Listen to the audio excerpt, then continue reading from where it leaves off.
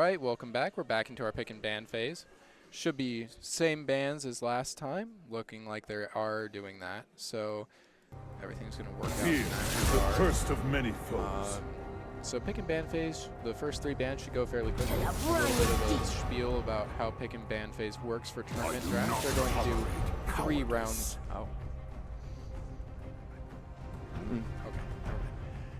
Okay. So it's going to go 3 bans on each side, and then they're going to pick 3, and then it's going to go into another ban phase where they'll ban 2 additional characters, and then they will pick their last 2 characters and we'll go into the match. However, there's going to be around a 3-minute delay before we can start watching just League's anti-cheat systems kicking in.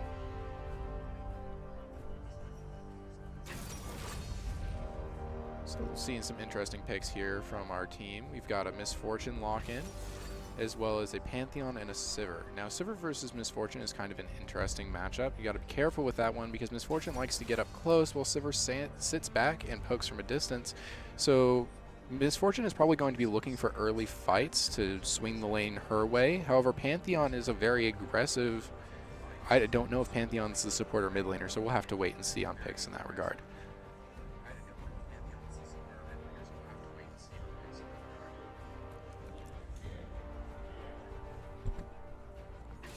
Got a Rammus pick for their jungler. Good pick right now, especially. Tanks are doing pretty good in the jungle right now, and we're up against...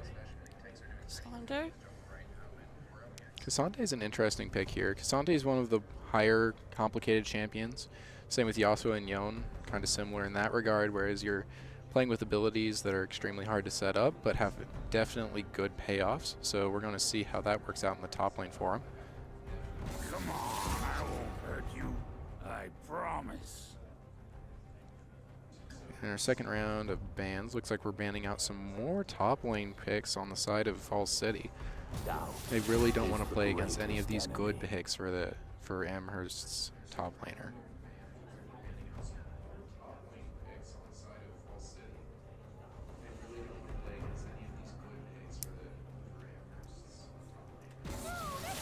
And a Zoban. Looks like we've got 2 mid lane bans and 3 top lane bans on the side of Falls City. Definitely really afraid of that mid and top laner. Okay, so he knows he's working.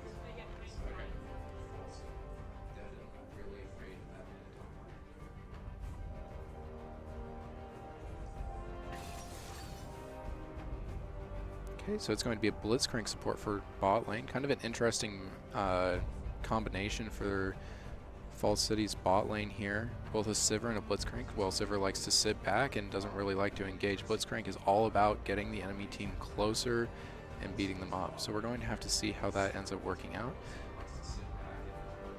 So Blitzcrank can be used for disengage, which might be what they're looking for here. And we have the Gragas lock-in. I did my research before starting into this match, and the Mordekaiser. Ooh. That's some of their better characters on their match history from what I could see, so this is definitely going to be an interesting match for top and mid. That's some of their better characters on their match history from what I could see, so this is definitely going to be an interesting match for top and mid. So it looks like we've got Brand Jungle for Falls City here. I've heard he's pretty good this season. I haven't really seen it in action as much as I'd like to, but it could definitely work out. I've heard he's pretty good this season. I haven't really seen it in action as much as I'd like to, but it could definitely work out.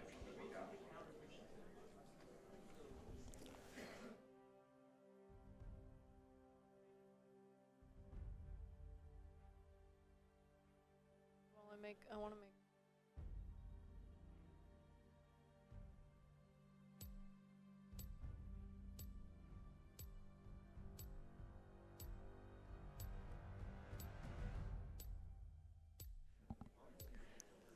Alright, so we're going to go into our 3-minute match delay here.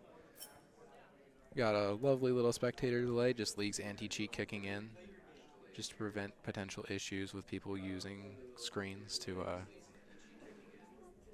do what they want to do with matches, unfortunately. So the kind of interesting matchups we're going to look at here, we've got a Brand versus a Rammus. Rammus isn't in the best position going into Brand. Brand is an anti-tank character and doesn't do AD damage like Rammus wants to see in an opponent. Rammus specializes in getting hit because he reflects damage back onto people when he gets hit. Overall, Rammus is a pretty good pick for going into Falls City here because they do have 3 different AD characters that focus on auto attacks.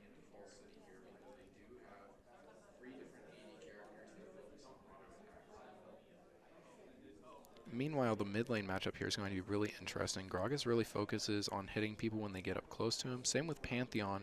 So depending on how Gragas plays this matchup, it can work out really good for him or really badly. Currently, Falls City and Amherst are the ones playing. Yes.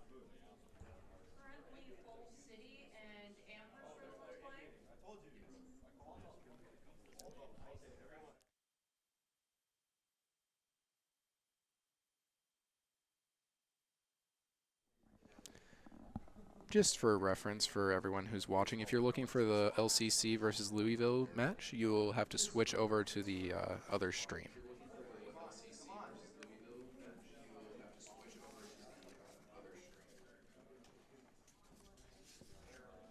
The other stream is with the Kune esports team, and that one has already started. They're streaming. It's just problems over here. Yes. That link should be in chat here in just a second for you. Ooh, that's wrong. Sorry, that link is incorrect. Give us just a second.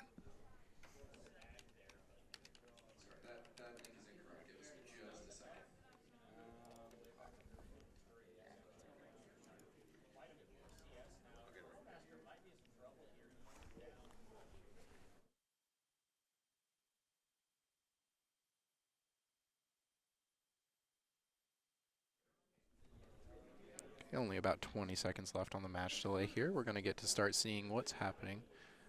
No real reactions from either of the team yet, so it might be a boring first couple of minutes while they're getting warmed up into the match, but we'll see what happens. Yeah, somebody like me that doesn't know much about League, I mean, what are we looking at right away here when teams first start? What is the whole goal of this? So the goal is going to be to get to the Nexus on the enemy team's base and destroy it. Once they destroy that, they win the game.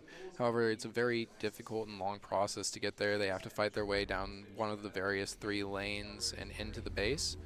And in the entire time, you're going to be receiving pushback from the enemy team, so it's always going to be a little bit difficult to get there.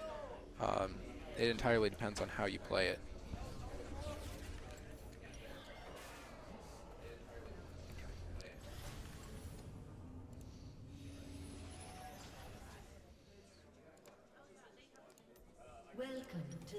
Give us a second as we're switching around some streaming things and getting our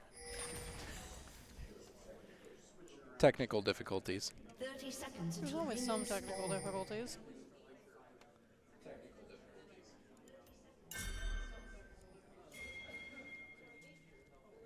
Yeah, it's fine. We'll just roll with it. All right, looks like we're setting up here. Blue team went ahead and went for an invade into the enemy jungle, but looks like red team noticed, so they're collapsing in. Going to be an early team fight here. This is about to go very badly for Amherst. Right now it only looks like a 2v3, but they were pulling them in, getting them distracted. Here comes the rest of Falls City. Rammus gets pulled in, barely gets out, and they're going to get caught. And he goes down. First blood for the side of Falls City.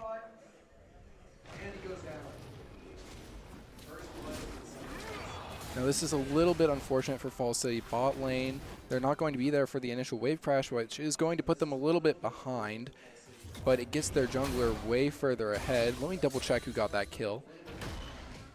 Looks like it went to the Pantheon, which is great for the mid lane.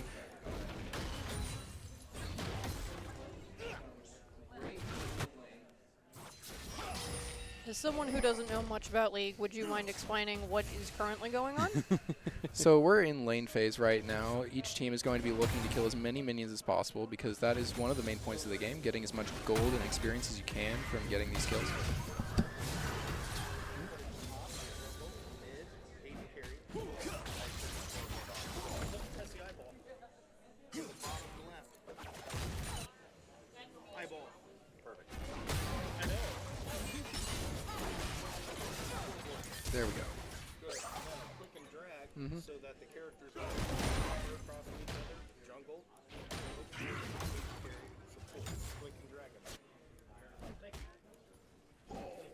Got that sorted out. Okay, right now, like I said, lane phase is going on. Looks like the bot lane did end up in a disadvantage here. A little bit of an unfortunate situation. They had to help out with that fight, otherwise it wouldn't have gone as well as it did, but they're going to be a little bit behind on CS and experience.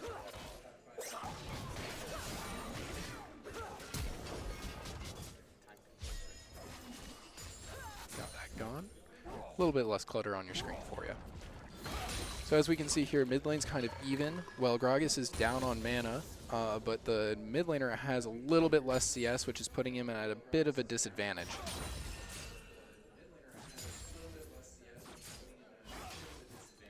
As you can see, he's a level down right now because he hasn't gotten as much experience. You can see the levels right next to the health bar. That's the little number. Nice hook from the Blitzcrank. They're going to go all in here. Fortunately, the rel is very good. Got that disengaged, made sure the ADC was able to get out.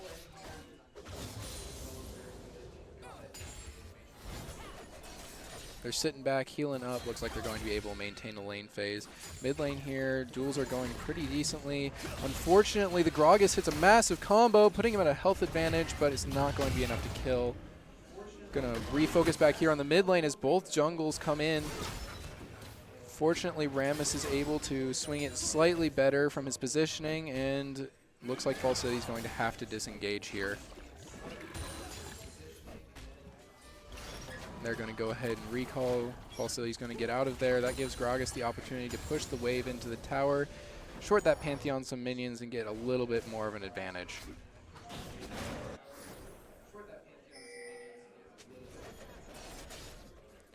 So how experience works in League of Legends, if you're there for something dying, you're going to get a cut of the experience. And if you're the one to kill it, you get a little bit more. And you also, if you last hit minions, you get gold. That's very important for League because the more gold, the more experience you have, the stronger your character is. If your character isn't as strong as the opponents, they're going to be able to win fights easier and take out your base.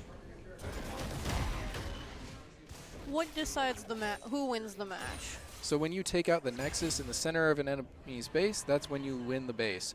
Unfortunately, you can't hit the Nexus until you clear out all of the towers all the way along a lane, take out the inhib and these two towers guarding the Nexus.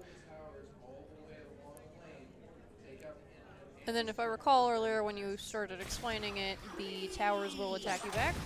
Yes, so towers are very important. Like you can see right there, when that rel got underneath the tower, sorry, that's the lady on the metal horse.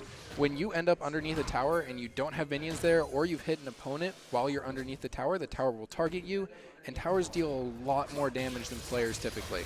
So if you're trying to fight your opponent under your tower, you're at a disadvantage.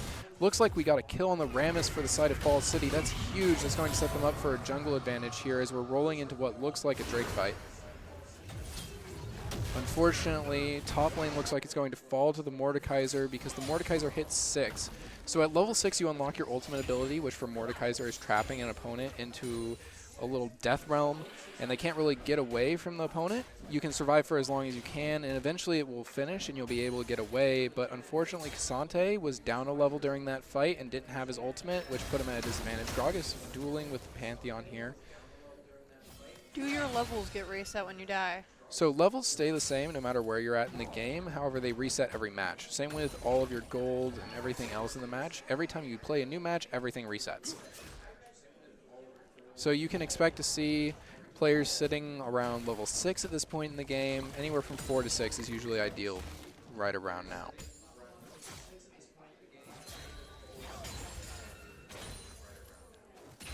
So for bot laners, they get a little bit less experience because there is 2 players in the lane. You've got the support and the ADC, so they're going to level up slightly slower than the rest of the team. Looks like Amherst is going to go ahead and finish up the Void Grubs here. That's going to put it for 3 for them, so they've got a bunch of buffs when it comes to damaging towers. It does a little bit more damage over time, going to be able to... Oh, Gragas coming in top. Looks like they're going to be able to... Cassante might just barely live there. That's very good for them, and they managed to get a counter objective. They were able to claim the Hextech Dragon, which gives them a permanent buff to their attack speed and movement speed.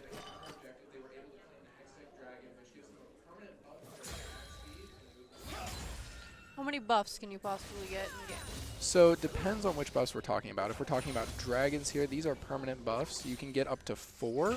The first 2 dragons are going to be randomized, but once you hit the 3rd dragon that spawns, by the way, dragons spawn every 5 minutes in a match.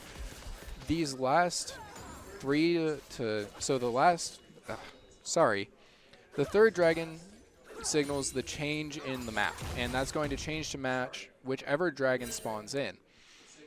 Now, this will be the only type of dragon that spawns until one team claims 4 buffs, whether that be 2 random ones and 2 of the set buff, or they get all 4 of the same.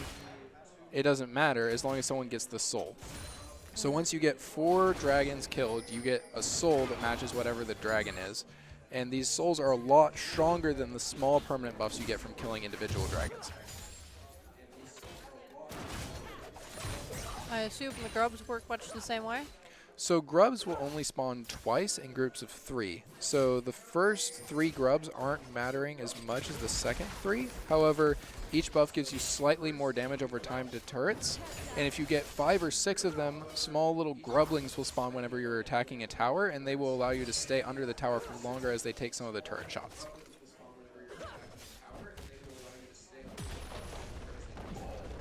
Pantheon coming in here, forcing the Gragas to stay under tower longer than he wants to. Gragas ults to get away, but it doesn't look like he's going to be able to make it out. Pantheon throws one final Q and claims his life.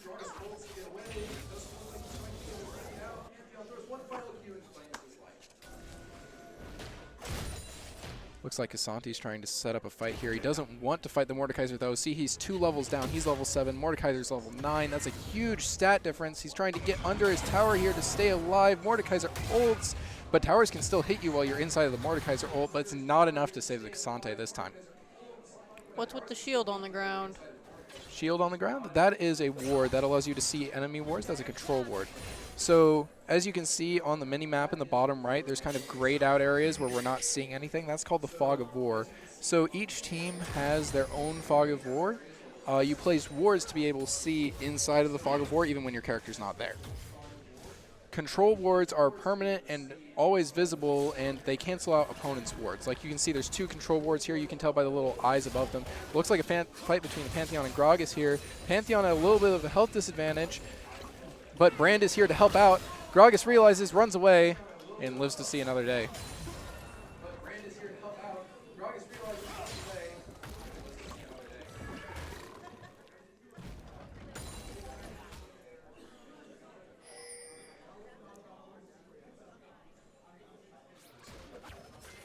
Looks like we're gearing up for another grub fight here, trying to set up vision, make sure that they have control. Only they know what's going on in this pit. So like right now, if you look in this pit, you see there's 1 blue ward, and they just killed the enemy red ward, so they're not able to see what the opponents see right now. So like the red team can't see what's going on in this pit, only the blue team can. And that's really important when you're looking at the grubs spawning here in a second. That's going to allow them to take control of that area easier. Bot lane just barely survives a fight that we unfortunately missed. Looks like blue team's gearing up. Amherst is gearing up to take the grubs. That means they're going to claim all 5 buffs and going to be able to, or all 6 buffs, and going to be able to get those grubling spawns. It's not a huge swing in the match as it's early game buff, but it's definitely going to help out. Get them set up for the end of the game. Falls City realizes what's going on, but they really don't have the players on this side of the map to do anything about it. How much would you say the buffs impact the game towards the end of it? So it's really a build-up of the buffs. League of Legends is a very snowball-y game. The more that you get, the more you can get. And the more you get, the stronger you are. So if you're at a disadvantage at any point in the game, it can be really hard to stage a comeback. However, if you do it right, you can see at the bottom of the screen, oh, we look like we got a fight going on. Let's focus on that for a second. Gragas uses his ult defensively, but, oh, Brand misses his Q. If he had hit that Q there, it would have definitely been enough to kill him. Unfortunately, Gragas is going to make it out barely. Mordekaiser teleports into bot lane, trying to take out the Sivir. Sivir tries to get under tower, and she's down. Unfortunate for Falls City here.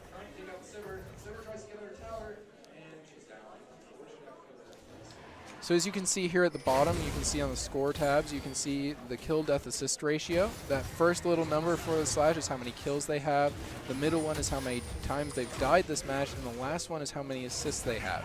If you look at Amherst's top laner on the left here, the Mordekaiser, he has a 400 gold bounty, which means that if the enemy team ends up taking him out, that's going to be a massive buff. Mordekaiser ults the brand here to keep him off of the dragon, making sure that his team can secure the dragon. Falls City trying to stage a fight here, forcing them to get pincered in between their mid laner and their bot laner. Hooking the Misfortune, that's huge. Misfortune flashes out, but she's low. She's not going to be able to stay on this fight. Blitzcrank gets stuck in there. Where's Pantheon? That's really unfortunate. I wish the Pantheon had been there. That could have been a much better fight on the side of Falls City if they had had 4 players versus the 3 that they ended up having for that fight.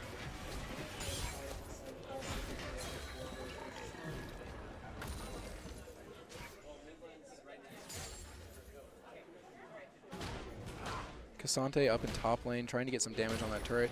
So you notice how he just got a bunch of extra gold from hitting that turret? Yeah. So in the first 15 minutes of the match, each turret has 5 platings. Now those platings are indicated as lines on the health bar of the turret. Every time you get a turret below that point of health, you get a 250 extra gold. Now that only lasts, again, for the first 15 minutes of the match, and after that, that falls off. It only is for the first turret in each of the lanes. So as you can see, those are the little grublings that spawn in once you take enough of the void grubs. So the individual lines on each health bar are like individual boss health bars in most games. You could say that, yeah. So looks like we've got Blitzcrank AFK here. Might be a disconnect issue. I'm not sure exactly what happened there, unfortunately. He went for a ward, but wasn't able to get away. It didn't look like he was interacting with the game. Mordekaiser setting up. Looks like he's going to be pushing towards taking this tower up here in the top lane, getting them one step closer to that final objective of taking the next. Oh, game goes into pause. So it looks like the Blitzcrank did have a disconnect issue, and we're going to be waiting for just a second to try and get that fixed.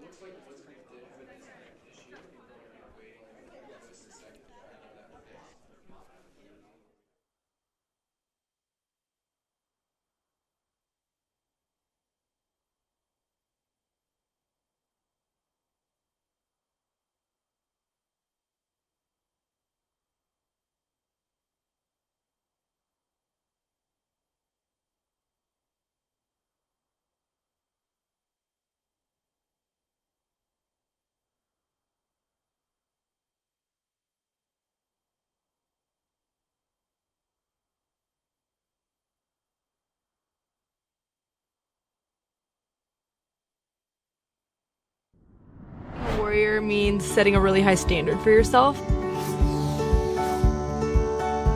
Integrity, honesty, passion. Every single person on this campus wants to see students succeed, and I don't think they would be here if they didn't.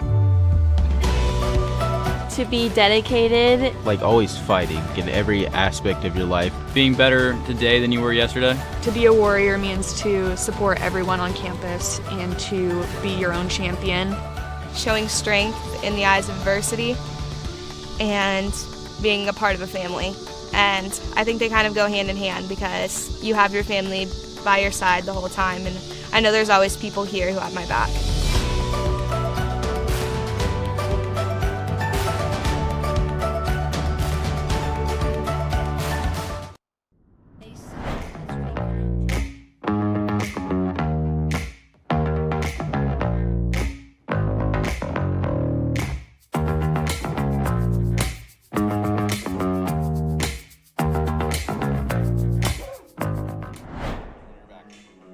Okay, so welcome back, folks. We're still waiting for the game to unpause.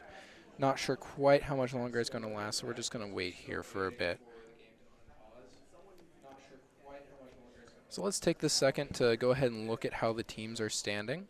We've got a 4-0 Mordekaiser in top lane, which is kind of an unfortunate situation for Falls City. Mordekaiser is known to solo carry games, but he can definitely get beaten out if the enemy team plays properly, plays around his ult, knows where he's going to be at. Because the unfortunate thing about Mordekaiser is when he ults, he takes himself out of fights too. So if you play it right, know which person he's going to ult, you can set up a really good team fight properly. And looks like we have unpaused. Wow, we're frozen a little bit here. Give me just a second.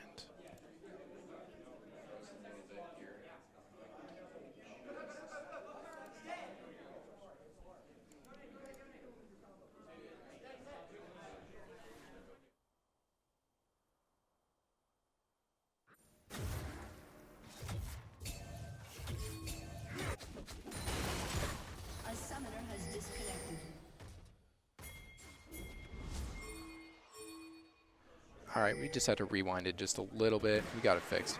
All right, looks like Falls City's gearing up to take the Herald really quick, making sure that they can make up for not getting any of the grubs, holding Mordekaiser off of it, trying to make sure that they can't do anything about it. Trying to run the Mordekaiser down here, getting that shutdown is going to be huge for Falls City if they manage to take it.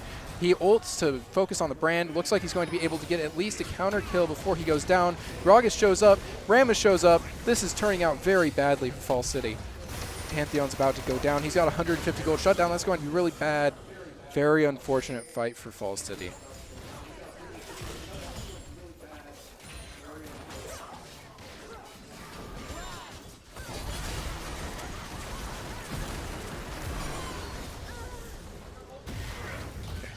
So they're going to go ahead and take down that Herald that Falls City was trying to take. I feel like it was a very bad decision to try and chase down that Mordekaiser. Probably should have pulled back a bit, knowing that they knew that they were on Herald, or focus on getting the objective down first instead of trying to greed for that kill. What is the importance of the Heralds? So Heralds can be spawned in on the side of the team that takes them. So like you can see down here on Gragas, like Gragas just spawned the Herald back in. Once a Herald is spawned in, you can either let it do its own thing or take control of it like Gragas is doing now. It's going to charge wherever you guide it. It's going to hit a tower, do a bunch of extra damage to it. This is a massive tool towards getting closer to an enemy base. Pantheon ulting in here, trying to counter what Gragas is up to. Looks like we got Mordekaiser teleporting in too. It's going to be a definite major team fight here. They're playing close to that tower, making sure they're not going to get a disadvantage. Mordekaiser circling around to go after the Sivir. Pantheon jumps in, kills Gragas, pull him back out. Overall, an excellent fight on the side of Falls City. However, they did leave their turret a little bit low because they were focused on the fight. Is there any way to heal the turrets? So no, unfortunately, turrets, once they take damage, stay at the same health no matter what, except for Nexus turrets. Nexus turrets, the one right outside of your crystal at the center of your base, are the only ones that heal.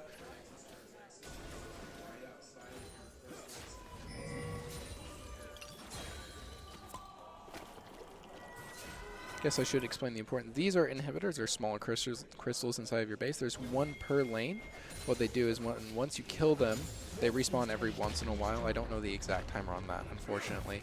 But once you kill them, if you've noticed, there's a bigger minion every once in a while with certain waves. That's called the cannon minion. Once you kill an inhib, they become super minions. They're extremely hard to kill, and they make lanes push out much easier. Once you get an inhib, it kind of starts that final snowball towards winning a match. So right now they just took out a ward, and taking out the wards will just generally help out, I assume? Yes, so it prevents your enemy from knowing what you're doing. Just in general, a good rule of thumb for any game, especially League of Legends, you don't want your opponent to know what you're up to. If your opponent knows what you're doing, they can plan around it.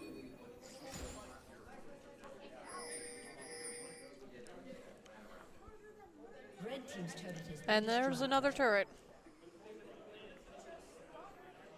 How many turrets are left? Looks like we've only got one turret down on this. Actually, we got 2 turrets down for Amherst. Looks like they're really pushing towards ending this game. Gragas up in top lane, taking advantage of the fact that they're fighting for this Cloud Dragon and not countering him, so he's going to be able to take an additional turret here, but overall Falls City is going to be able to come away from this buff a little bit stronger. Amherst doesn't really have the people to come in on this dragon, try to steal it. However, here they go. Misfortune ult into the... Ooh. Really an unfortunate fight for Falls City here. They kind of got comboed with several ults, kind of setting them up for a bad fight. They got the Cloud Dragon, but overall they end up losing 2 people to that fight. Blitzcrank did recall to try and prevent the Gragas from getting a base turret. And it looks like he's going to succeed in that regard, but overall Falls City is in a worse position because they tried to fight for that dragon. They did end up getting the dragon though, so that's a small buff in their advantage. So I've noticed that the respawn times get longer and longer as the game progresses. Will that change with the turrets getting taken out too? No, it only happens with game duration. Sometimes if a player is doing better, their respawn timer will be slightly longer than other players. But general rule of thumb, the later in the game it is, the longer it'll take for opponents to respawn.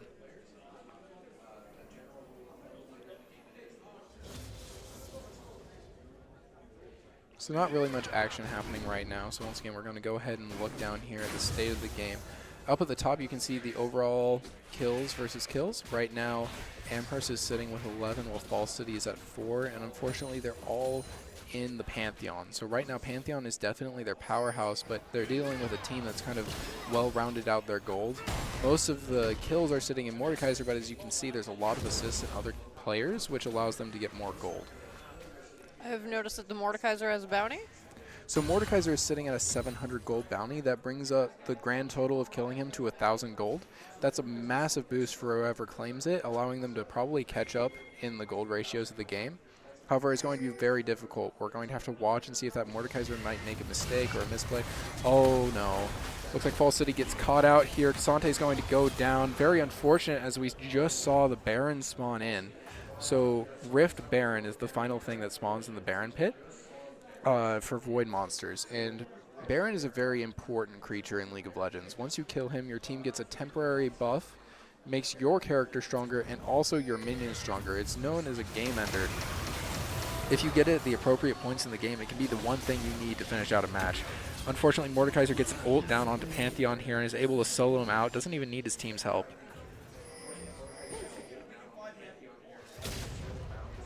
Looks like they're going to go ahead and go for the Baron here, trying to set up for that match decider. I assume that is why they started taking out Fall City when Fall City started getting close? Yes, so Fall City, it kind of a mistake that we see a lot here in the esports tournaments that I've seen, at least from my experience, is that people will overextend a bit before their teams get there, like Kasante did, and get caught and taken out, which immediately puts your team in a 4v5 kind of situation where they can't really make a huge fight. And as you can see, Fall City's kind of spread out across the map here, each fighting different people, which is really unfortunate for them because it means they can't focus damage into important people like Mordekaiser. And Amherst is going to be able to take down the Baron. Do you think the Fall City team could solo the Mordekaiser at the present time? So the interesting thing about Mordekaiser is that he has that ult that lets him solo out an enemy player and just focus down that one. And as you noticed, as I mentioned earlier, a lot of Fall City's gold is in one character that he was able to solo out. So it's going to be a real question of if they can catch Mordekaiser while he doesn't have his ult. Because if they can't catch him without his ult, he's going to be able to solo out that player and keep himself safe while he waits for his team to collapse in and help him out.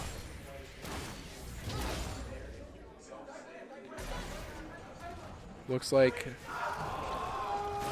a lot of yelling coming from Amherst over here. Sounds like they're doing really good at the present point of the match. And just to remember, my view and the view of my fellow commentator is about 3 minutes delayed from what's going on in the actual match.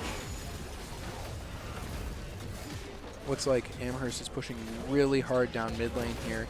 Mid lane is the shortest of the 3 lanes, getting you the most direct route, so they're trying to take as best advantage of that Baron buff as they can to take as many turrets as they can. One of the most interesting parts about the Baron buff is if you have a cannon minion in the lane, it makes the cannon minion's range high enough that it's outside the range of the opponent turret and can keep hitting the enemy turret as long as it continues to have that buff, and it forces enemy players out from underneath their turret to go and kill it. Otherwise, it can just sit there and damage the enemy's turret. Is the Baron's buff limited to time, or is it permanent buff? Yes, it lasts for about a minute, and afterwards it will fall off.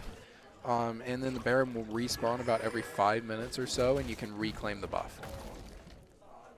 So Fall City would have a chance of coming back. Fall City definitely has a chance to come back. Wally is a difficult game to come back in. They have built in several factors. Like as you just saw, they destroyed a turret and got an objective bounty. That's a bunch of bonus gold split between their entire team. As you can see in chat here, it says 300 gold split for their team. That brings them a little bit closer to being able to win the match. That combined with shutdown bounties and playing fights carefully and right and catching out enemy players can definitely bring Fall City back from this situation. Unfortunately, looks like Amherst is going to claim another dragon. We're evened out on dragon points, as you can see up here. Looks like Pantheon and a Brand are chasing down the Gragas here. Let's see if he's going to be able to get away. He's trying his best. Mordekaiser comes in, ults the Pantheon. Gragas goes down, gives away a shutdown, but Pantheon's going to be stuck in the Mordekaiser ult. He's going to go down here, but the enemy team is grouping up on top of the Mordekaiser, knowing that he's going to be here in a second. Kasante running away. Severe is going to go down. Brand is extremely low. Ram is showing up, ulting in, slowing them down. Looks like it's going to be a roll in the side of Amherst in this fight. Mordekaiser are going to get that triple kill, looking for a penta here. Rel gets pulled into turret. Oh. Looks like it's not going to be a penta. No, Mordekaiser gets the quadra. Looking for that penta, and he gets a penta kill. Very rare thing to see in a match of League of Legends. I figured as much. You're so excited. So it looks like they're going to be able to push into the enemy base here, really pushing to get that Nexus down, but they are at a disadvantage here as the enemy team's going to be respawning in, and they have 2 turrets defending them. They're going to have to pull back.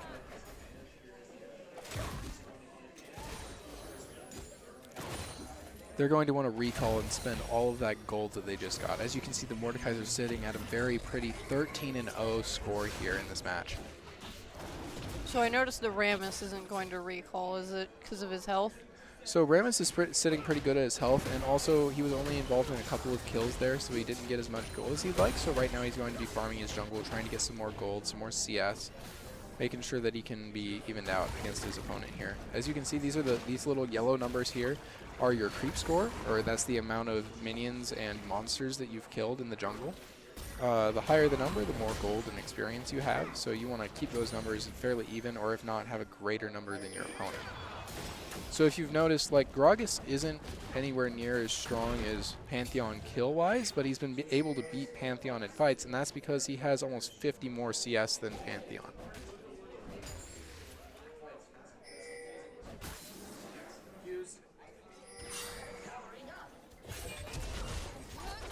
Super minions pushing in on the top lane here. Looks like they're going to catch Blitzcrank out here, unfortunately. Rel and Misfortune going to town on him, and he's going to go down.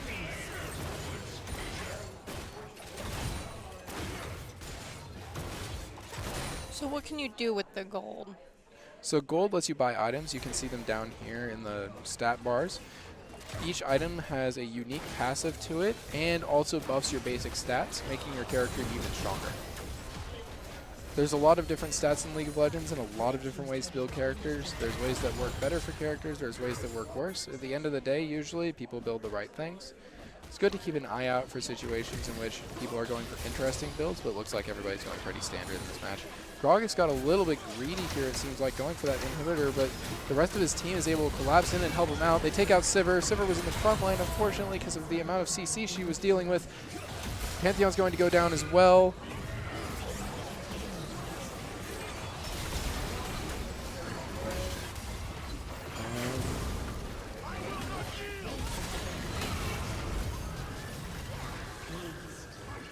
So unfortunately you guys aren't able to see the game here, but it looks like Fall City is about to lose out because they did get aced and the Nexus goes down.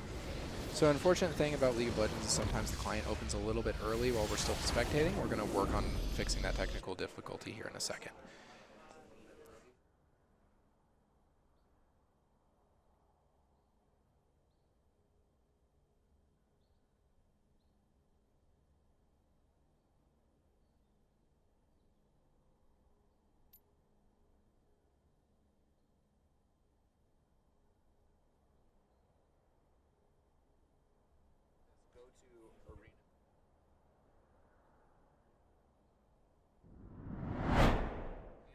Congrats to Amherst on winning this first round of the NSeSA. We'll be right back with round 2.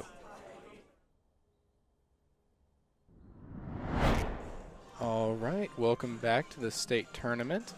We're going to be going into the finals match here shortly. It's going to be Amherst versus Louisville. We'll introduce the teams as we get into the lobby here in just a second. Just keep talking. So, just going to transition over back a bit here. We've got, as you can see in the final slot, we have Amherst versus Louisville, which is what we're going to be looking at. Teams here is going to be on blue team. We have Amherst.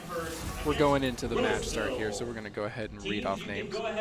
For Amherst, we have Dylan Klinghofer as the top as start 1428. Gavin Skridla as Famlicus? Demolicious. As the jungle, Carter Cobb, Rocketman 23 as the mid, Clark Smith, Flashbang my team as the support, and Trayton Walker, Mini Ninja 2008 as the ADC. All right, and for Louisville here, we got Terry Dillard for the top lane, playing on the account Turtle Master. We got Travis Ingman in the jungle, playing on the account John Stamos. We got Dominic Whip in the mid lane on the account Ace 101. We got Chance Peril as the support on Perilizer. And we got AJ Voda as the ADC, playing on the account Mr. Fortnite 480. Looking at the bans and picks here real quick, we're going to focus on that for a second. Looks like Louisville went ahead and banned that Mordekaiser that we saw in the last match from Amherst, making sure they can't use that again. Getting rid of Darius as well, probably a pretty scary pick for their top laner. And a Yasuo ban as well. And on the side of Amherst, they've got a Set ban, a Draven ban, and a Gragas ban, surprisingly enough. Their mid laner was doing really good on Gragas last match, so it seems like they just want to make sure the opponent team can't pick it, and they trust their mid laner to play better on a different character. And a Kali ban comes in from Louisville here. That was one of the other mid lane options.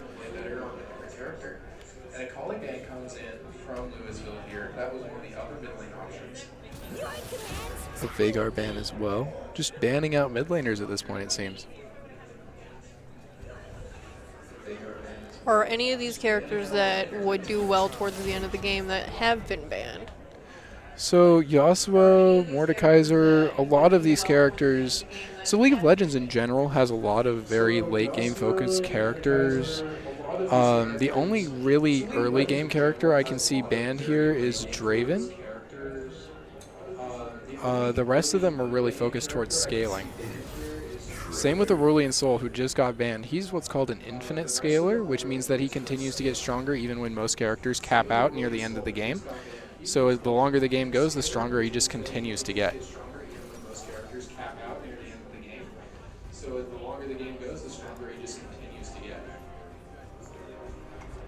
Seeing in the final lock-ins here, we've got a Pantheon, Evelyn, Caitlyn, and Mundo on the side of Louisville so far. And on the side of Amherst, we've got Olaf, Misfortune, Skarner, and Rel.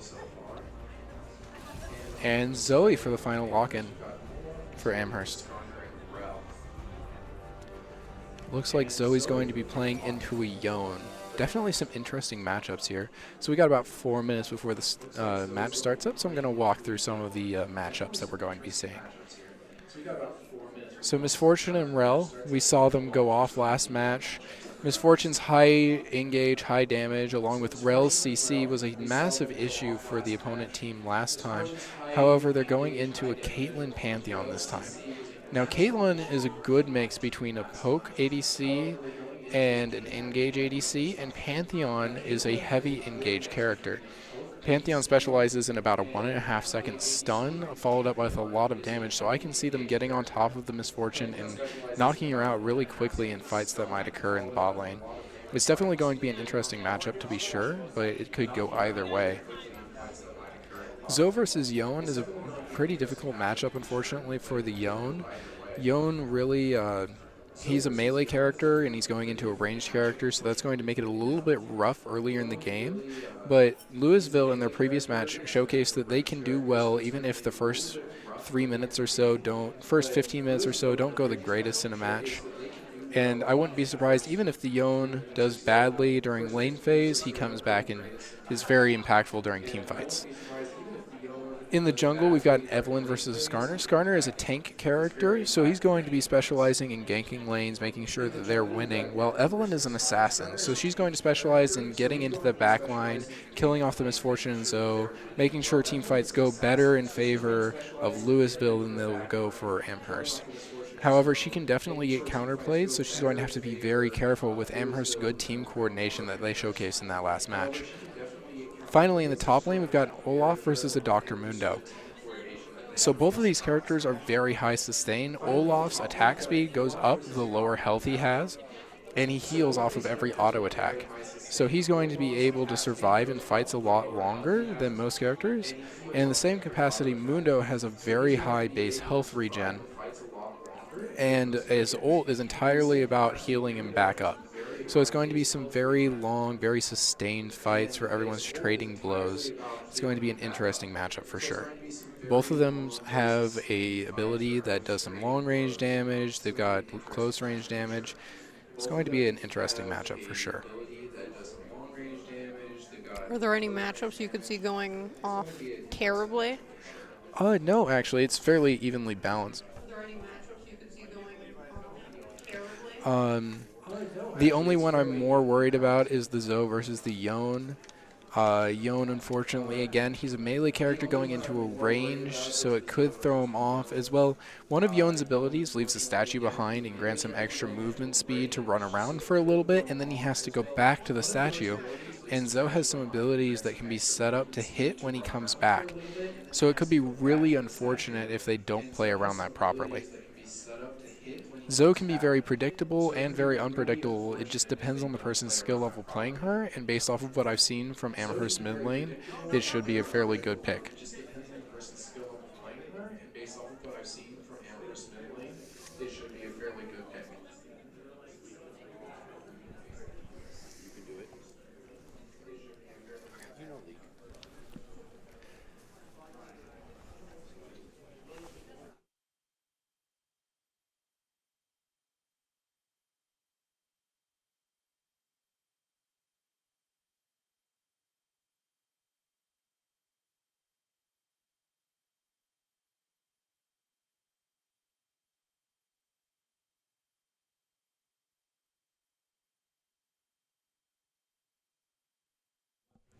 All right, we're going to be going into the match here.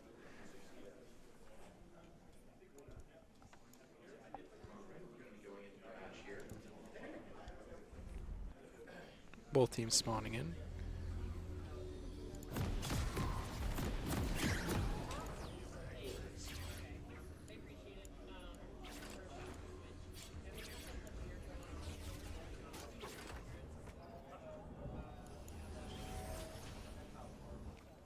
Let's see if the teams try to pull off anything interesting here. Last time, Amherst went for an invade and it didn't work out the greatest for them. But we can see if they do anything different this time around. Looks like they're taking more caution this time around.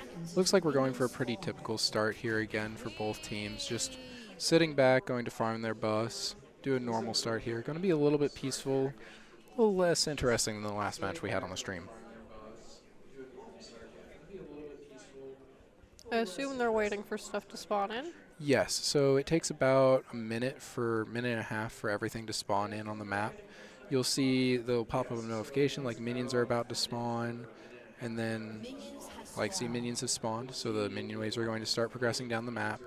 And then around the same time the minion waves collide in mid lane is when the jungle monsters spawn in, and you can start clearing as a jungler. As you'll notice, that it isn't just the jungler here in the jungle right now. He's got the bot lane and support up here to help him out. It's going to help them clear out the jungle camp a little bit faster, get that head start that they need to try and even it out.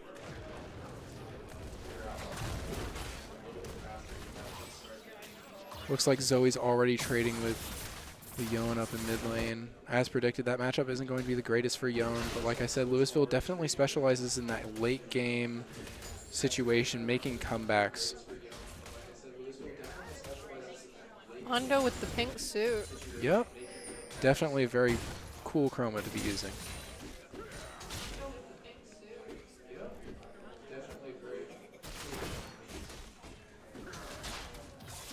Unfortunately, Olaf is getting a little bit more poke in than Mundo is being able to, but that should even out here pretty quickly.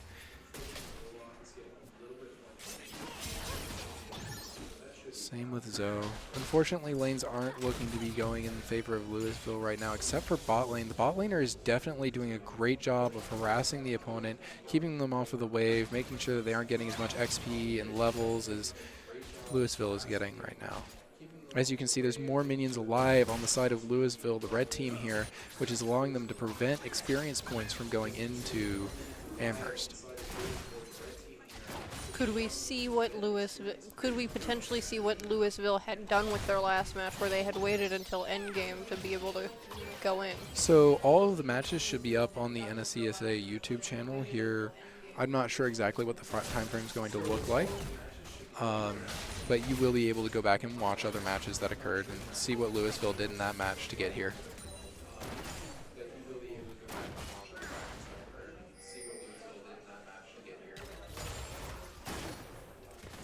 So Mundo's high health regen is definitely coming into effect in top lane, even though he got poked out earlier. As we saw, he was sitting around half health. He's almost to 3/4 health now.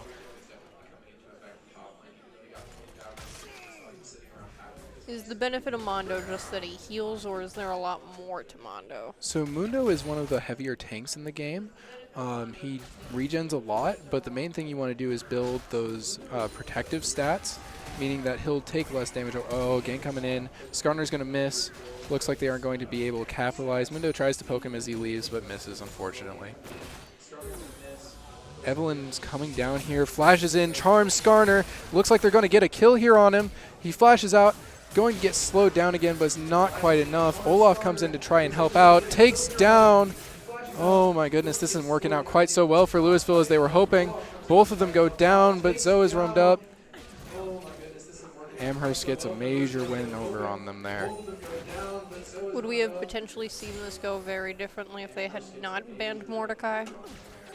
Yes, so Mordekaiser is definitely a better champion. Well, sorry, correction. Mordekaiser actually gets countered by Mundo. So it would have been an interesting matchup to be seen, but I think the Mundo has enough, or sorry, the Mordekaiser has enough experience to play into a Mundo, and they wouldn't have been able to capitalize on the counter as much.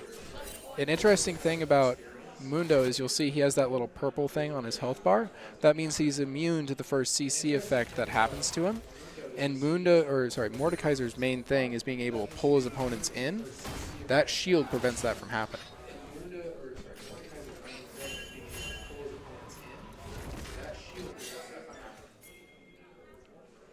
So Yon here having to sit under tower. Like I mentioned earlier, this matchup isn't the greatest for him. He's having to play really far back. Would the Yon have benefited from actually playing a character that does more long range? Yes and no. Yon is one of those characters that's going, ooh. Looks like he's going to act, oh, it's an execute too. That's really unfortunate for the Yon here. If he had landed some damage on, so the thing about turrets, right, is that if a enemy player is killed by them, it gives the kill to the player who hit them the most recently. But if nobody's hit them in the last like 45 seconds or so, the kill just goes to the turret and the gold is lost. And there, if the Yon had been able to hit her before dying, he would have gotten the kill. Pantheon gets ganked here by the Skarner, pulled back, but it doesn't look like they're able to slow him enough to catch him. He's just running away, desperately trying to get out. Makes it under tower and lives. So why is the Yon staying as far back, the Mundo staying as far back as he is staying? So Mundo's trying to put, you see how Mundo has a lot more minions right now? He's trying to force that advantage into helping him in a fight here. They're both level 6, so we could expect to see some ults here, but you notice how the minions just did a bunch of damage while Mundo didn't do all that much in that fight, but the health stayed about the same? That's what he's aiming for here, especially because Olaf right now has a kill advantage over Mundo. Mundo is going to have to play a little bit safer than he'd like to.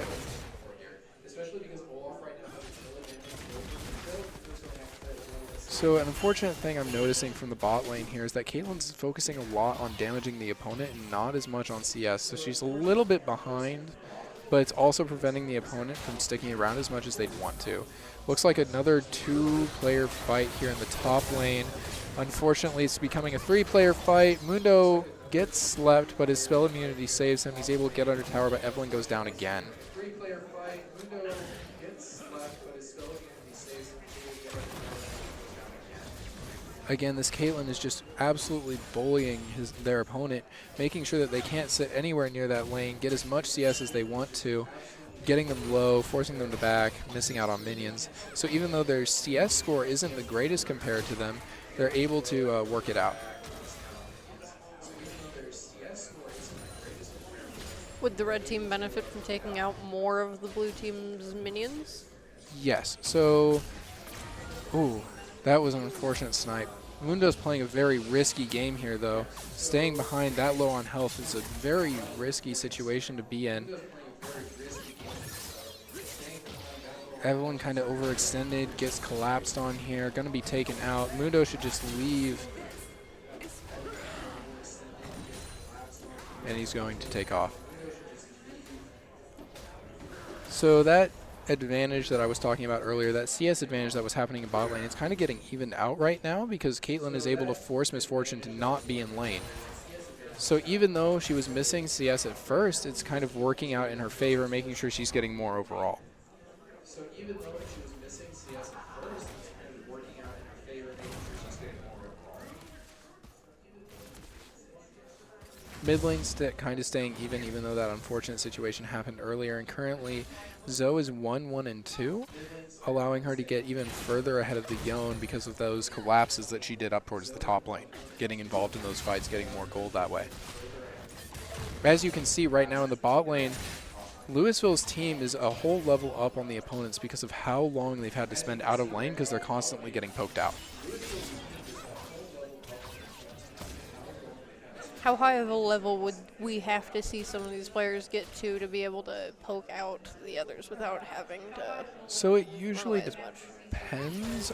Depends on the character, depends on what we're looking at inside the match. Usually poking out really depends on each player's skill level, what they're able to dodge, whether or not they're playing their ranges properly. Ganking here in mid lane, Evelyn manages to get a charm down. Ult coming out from the Yone. Looks like we're going to miss a few abilities, but we're going to be able to take her down. She didn't have a shutdown quite yet, but that is still definitely a great gank for Louisville.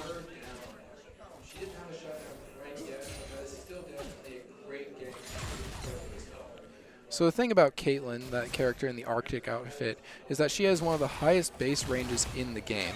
You can see she's been using that this whole time in this lane state to just bully her opponents who can't quite get on top of her from the distance that she's playing at. As you notice, she's just completely staying outside of that Rel's range, making sure they can't deal any damage to her. Going to throw out an ult, isn't going to connect, unfortunately.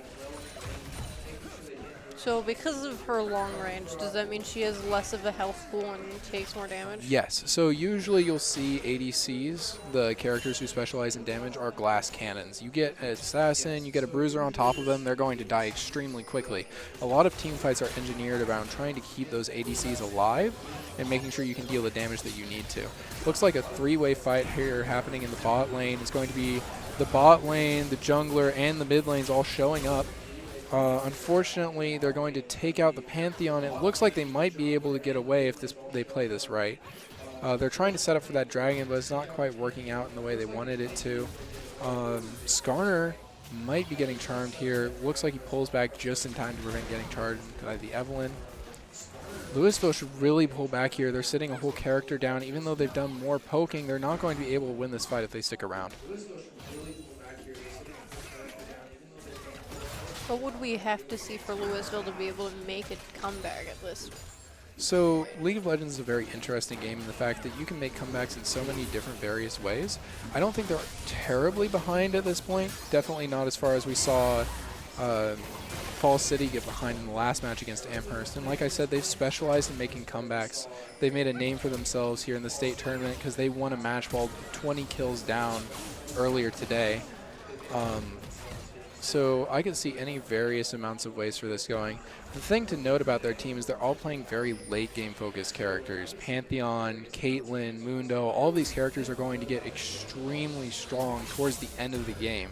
Whereas on the side of Amherst here, we have Olaf and Miss Skarner, who have been known to not be quite as strong near the end of the matches.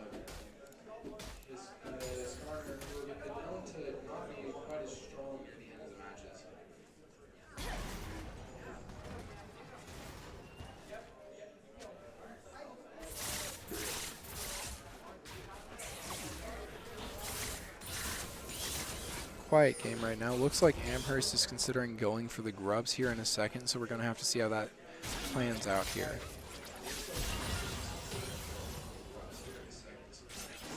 So Yone is up a level, however, Zoe specializes in very far distance, high damage abilities. So unfortunately, he's struggling keeping enough health to be able to engage onto the Zoe.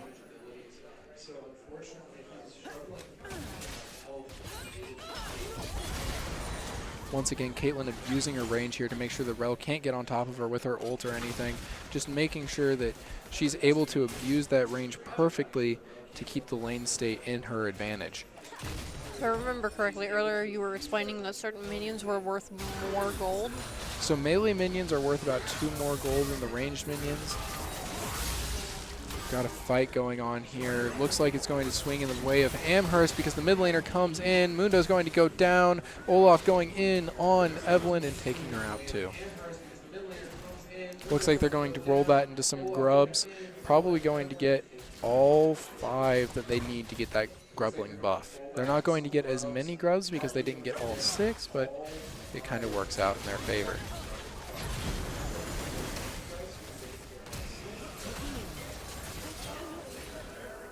Okay. Misfortune able to take out the Caitlyn, unfortunately. Just kind of a mistake in positioning there. The Caitlyn has been playing very risky. It was working out up until this point, and it's kind of fallen off now. If you've noticed, the Olaf has been out of lane a lot doing other things, so now he's a level behind the Mundo. So even though the Mundo is 0-2, he's able to just abuse the Olaf and take him out. And there we showcase Zoe's ability to just kill from a distance. Even though Yon is sitting in a pretty good position, Zoe's able to just take him out with a few spells. Looks like they're going to go ahead and roll that good mid lane fight into a dragon fight here. Trying to force a fight. I'm surprised Louisville is going in on a fight here, but they're kind of making it work out, taking out the Rel, setting up an ult, threading the needle, hitting that Misfortune, making sure she's not going to be able to come back into this fight. However, they're really low. Zoe and Skarner are the fed ones here. They're able to focus out the Pantheon, make Caitlyn slowly get chunked down, and she's going to go down. Unfortunately, that was just a 4v3 on the side of Louisville. I'm not surprised that didn't work out as well as they wanted.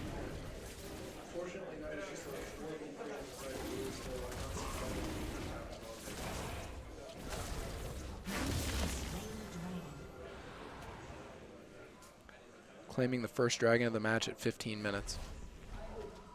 Kind of a slower match for dragons this time around. Louisville hasn't really been pushing for them, so it's been kind of on Amherst to take advantage of that. It's kind of interesting game state, to be honest.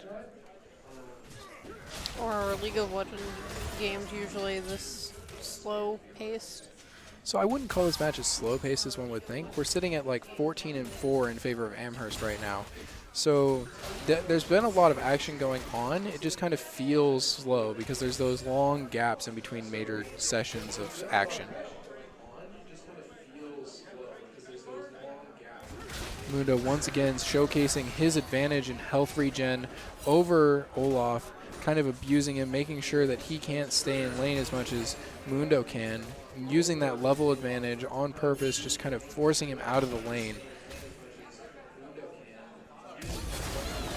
Oh, and the bot lane gets jumped here. Looks like Pantheon's going to go down, trying his best to protect his ADC. So ADC's trying to make it up the lane, but they're not going to make it out either.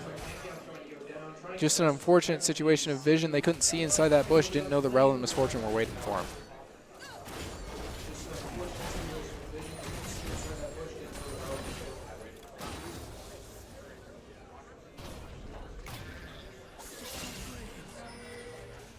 Once again, Yon just kind of having to send her tower. His tower goes down, so he's going to have to pull back. Mundo going up here, trying to take out this tower, making sure that he can get the Olaf on the follow-up. Kind of unfortunate that Olaf was still under that tower when it died. Olaf's going to Ghost to try and get away, and he's going to make it out.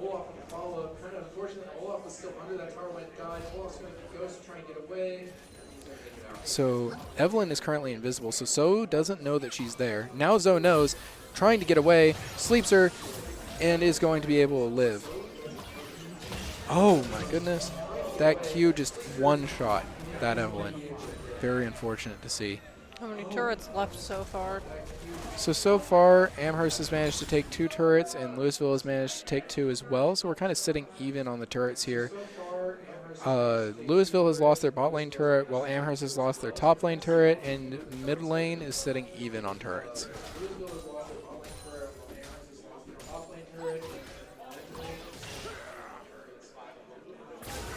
Yon playing a risky game here, got a little bit far up. Zoe's looking for that angle to sleep him, manages to hit it, but Yon's going to make it under tower. Zoe's ability gets blocked by the minions, and Yon makes it out alive. We're going to have to see if that Ignite finishes him off, and it won't.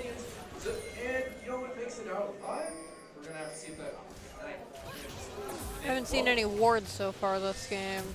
There is some out on the map, but they definitely aren't using them as much. Last match, it was definitely more of a vision contest. Evelyn made a misplay there.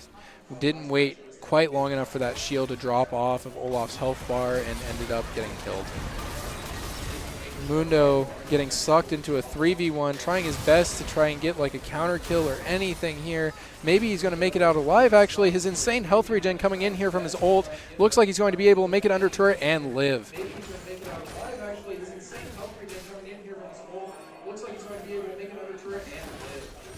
Trying his best to defend the turret here, focusing on killing out these minions so that way they aren't able to sit underneath his tower. Unfortunately, Misfortune is ranged, so he can't get on top of her and try to use his insane health and damage resist to take her out. Oh, Caitlyn making a misplay here, accidentally walking into the Skarner, trying her best to get away, but is going to get taken out by Skarner's Q. Oh, Caitlyn making a misplay here, accidentally walking into the Skarner, trying her best to get away. Mundo's going to go ahead and take his gold from fighting over dragons and go ahead and call back. Zoe and Olaf seems to be discussing objectives here. Looks like they're going to be going for the Rift Herald here in a second.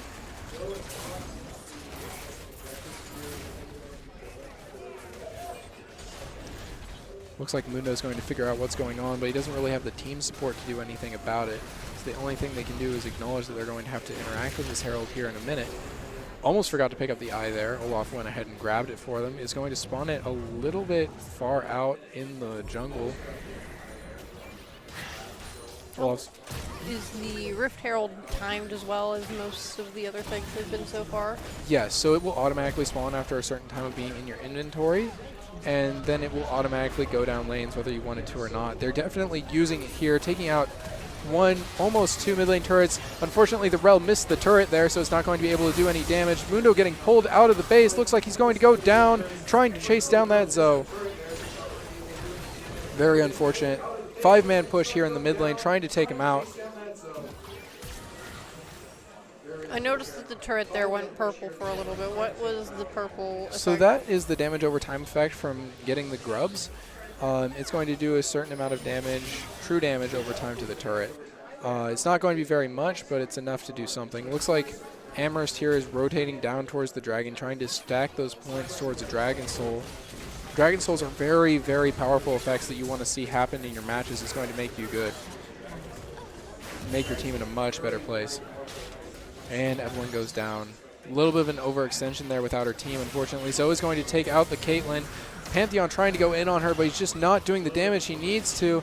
Getting taken out by the Zoe as well. Zoe just going wild, about to take out the Yon as well.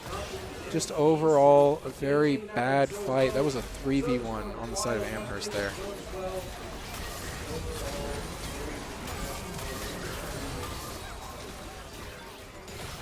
Mundo here solely defending that mid lane turret, trying to make sure that they can't get an inhib even though they're so far ahead. With most of the red team down, what's the situation looking like right now? So the red team's coming back up as we speak, but they did try to push down that mid lane as you saw, but Mundo was able to hold them off just long enough for his teammates to start responding, and you saw them kind of pull back, trying to save themselves before the team got over there to help out. Mundo is definitely the powerhouse for Louisville right now. They need to be playing around him, trying their best, making sure that he's in the front line in these fights. If you notice, a lot of the time that Louisville is getting taken out because they're kind of out there on their own, trying to get through these fights, and it's not working out for them as well as they want it to. Looks like Pantheon's going to get taken out here again. Looks like he's going to make it out barely, though. Looks like Amherst is going to be playing for a Baron here. I don't think Louisville knows what's going on quite yet.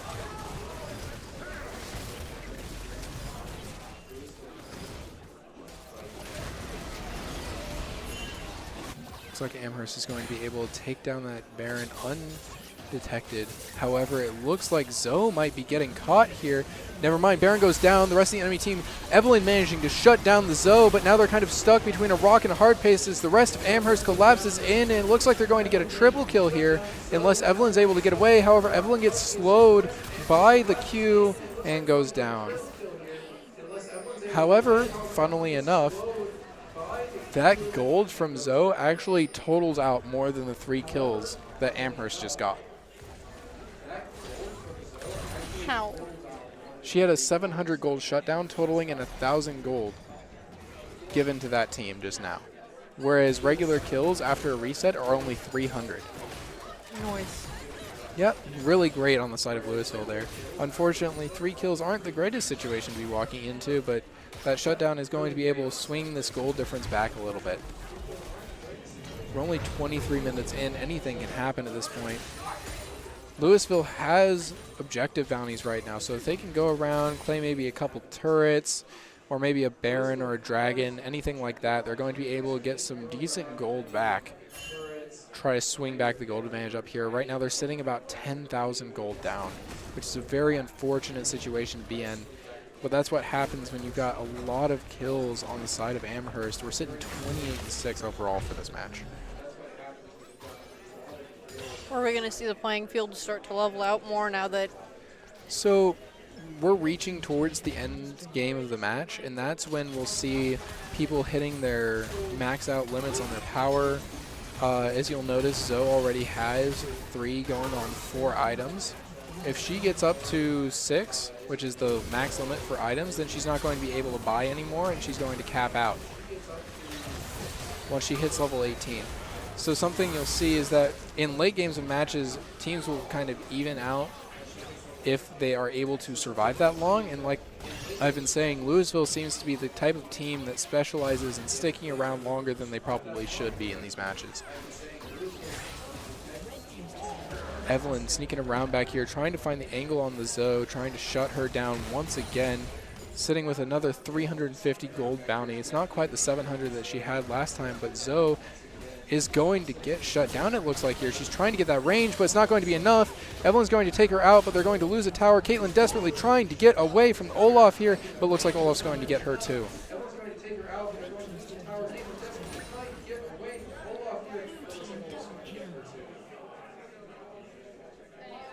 Meanwhile, Amherst is pushing up the bot lane, trying to get another turret, using this Baron buff that they claim very, very well, distributing out the turret damage.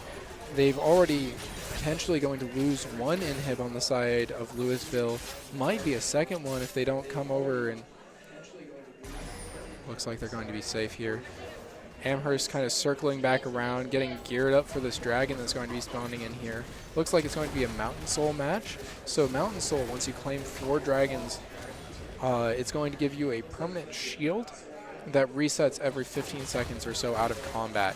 And it's going to put a little bit of health back onto your character, making sure that you have a little bit more when it comes to the fights. League of Legends is a game of just a little bit more damage, a little bit more health, eventually compounding into an overall win for your team. So it seems like they started leaving that dragon fight, now they're coming back.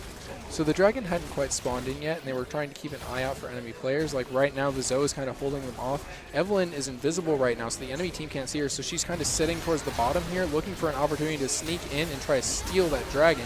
She's going to walk up here, and unfortunately she's going to miss the smite. Worth a shot, though.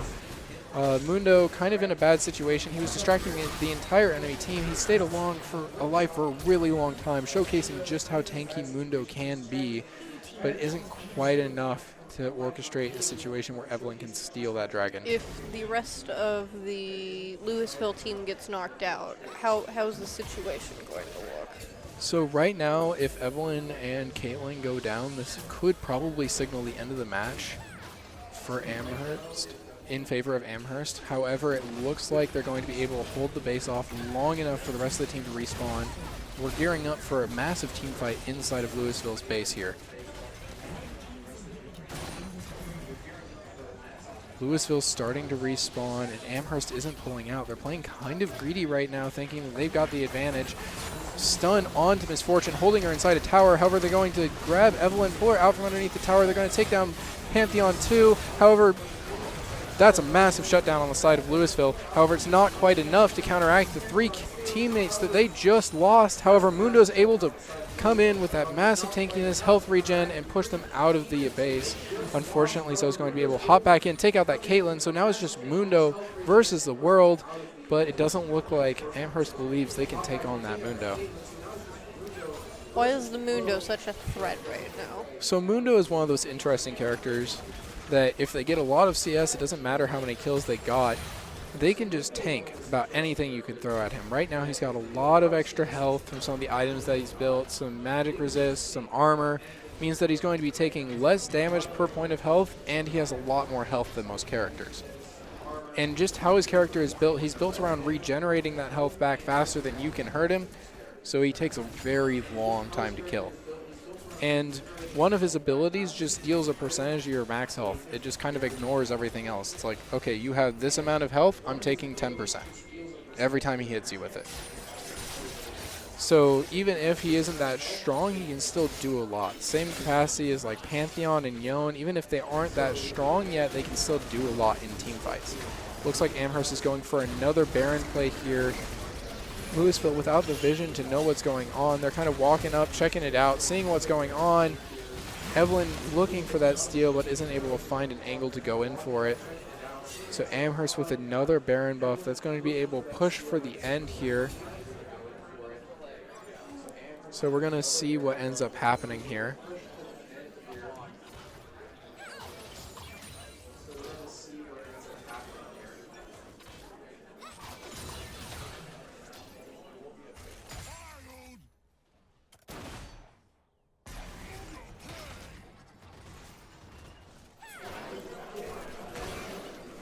So right now we're looking like we're gearing up towards the end of the match here. Kind of looks like the final push on the part of Amherst, kind of gearing up to finish this off. Yon ult coming in, he's going to get taken out. That's 2 down, 3 down. Amherst just forcing into the enemy base here, trying to take out those Nexus turrets. Nexus turrets going down, team going down. That's an ace for Louisville. All of them are down, and the Nexus will be finished off. That's going to be the end of the game.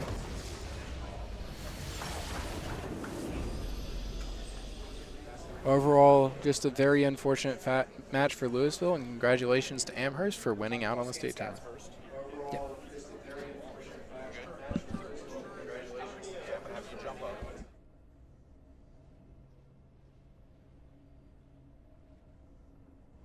So looking at our post-game situation here, overall,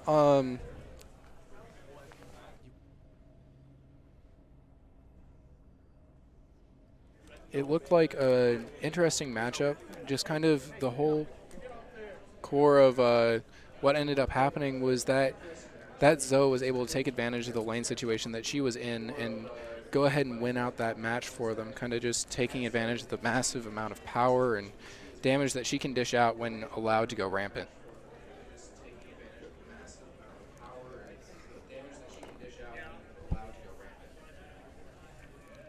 Other than that, the bot lane did a good job trying to hold off, trying to get set up, but overall there was just some minor misplays that ended up snowballing in favor of Amherst, unfortunately.